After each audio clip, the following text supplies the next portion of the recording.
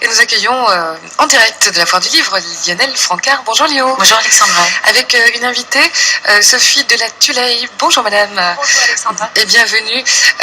Vous venez nous proposer d'écouter ce que vous avez à dire à propos d'une maison d'édition un peu particulière. Alors Lionel, Sophie de la Tuleille est avec nous en plateau. Sophie, les éditions de la Tulipe que vous gérez proposent d'éditer les meilleures histoires imaginées par les parents pour leurs enfants. Le premier tome sortira le 14 mars. Il s'appelle Mademoiselle Toujours Plus. Alors, comment cela vous est-il venu à l'esprit? Vous-même, êtes-vous créative et avez-vous déjà inventé beaucoup d'histoires pour vos enfants peut-être? Oui, moi je raconte tous les jours des histoires à mes enfants. J'en ai deux qui ont 4 et 6 ans. Et tous les jours, en les emmenant à l'école, ils se disputent dans la voiture. Je ne sais pas si je suis la seule maman dans ce cas, mais pour éviter qu'ils se disputent, je leur raconte.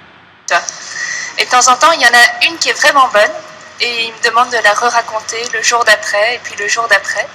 Et là, je me dis que je détiens un trésor. Et j'ai toujours rêvé d'écrire des histoires pour enfants.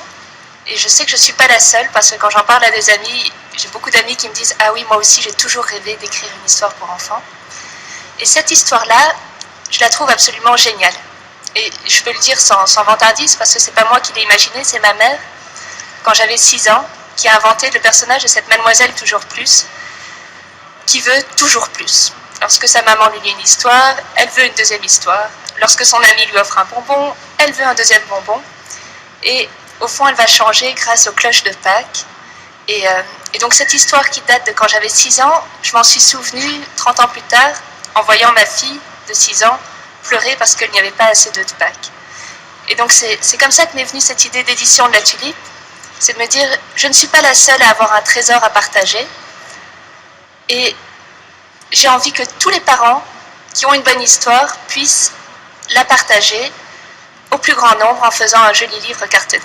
Parce que les enfants sont les meilleurs critiques, quelque part, c'est auprès d'eux qu'on voit si une histoire fonctionne ou pas. Je crois effectivement que ce sont les meilleurs critiques et que ce seront mes enfants dans un premier temps qui seront mon comité de lecture. C'est parce que justement ils en réclament encore que je vois que l'histoire est vraiment belle. Alors il y a le projet, il y a le rêve évidemment de pouvoir mettre sur papier et dans un beau cartonné ces jolies histoires, mais après comment est-ce qu'on le réalise vraiment? Parce que les éditions de la Tulipe, c'est une nouvelle édition que vous créez, vous, Sophie de la Tuleille? Oui, c'est une nouvelle édition. Et comment est-ce qu'on s'y prend? Moi, j'ai commencé par le commencement.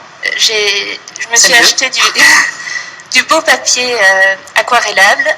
Je me suis acheté des aquarelles et j'ai commencé à peindre. Parce que vous dessinez vous-même aussi cette histoire, vous l'illustrez. Exactement. Je ne suis pas illustratrice à la base. Je n'ai pas fait les beaux-arts. Comme je vous l'ai dit tout à l'heure, j'ai fait des études de droit. Mais j'aime beaucoup dessiner. Et en ayant du beau papier et des belles aquarelles, ça m'a envie de faire quelque chose, que chaque page soit comme un petit tableau, comme un petit chef-d'œuvre pour moi à mon niveau. Et après, je me suis adressée à un photograveur. Et après, je me suis adressée à un imprimeur belge. Je fais tout en Belgique.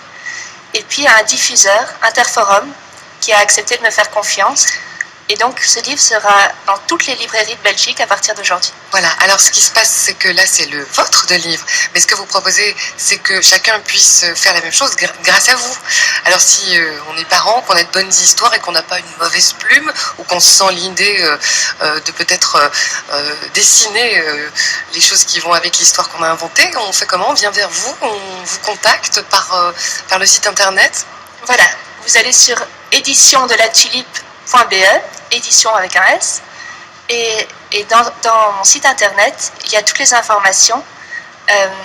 Il faut simplement m'écrire un email à sophie@éditiondelatulipe.be en m'envoyant l'histoire, et je la raconterai à mes enfants, et s'ils disent encore, eh bien, je saurais que c'est une belle histoire.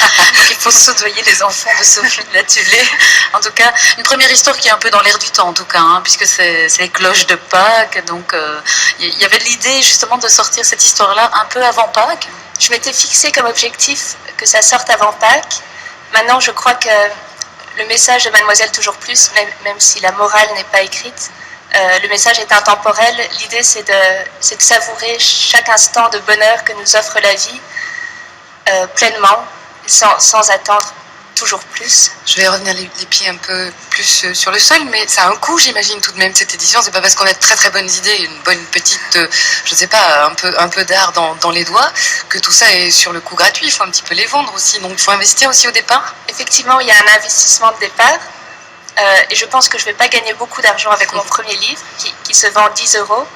Mais l'idée, c'est d'abord de rentrer dans mes frais. C'est un premier objectif. Et si j'arrive à rentrer dans mes frais, de pouvoir en éditer d'autres, alors. De pouvoir en éditer d'autres. Et évidemment, moi aussi, je veux toujours plus. Je crois que chacun a toujours plus. Donc, je rêve de faire un best-seller.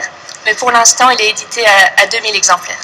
Voilà, Mademoiselle Toujours Plus. Hein, voilà, aux éditions de la Tulipe. Toutes les infos, j'imagine qu'on les retrouvera sur la page de Sacré Cocktail. Absolument. Merci beaucoup, Lionel. Merci, Sophie. Merci beaucoup, Sophie, d'être venue.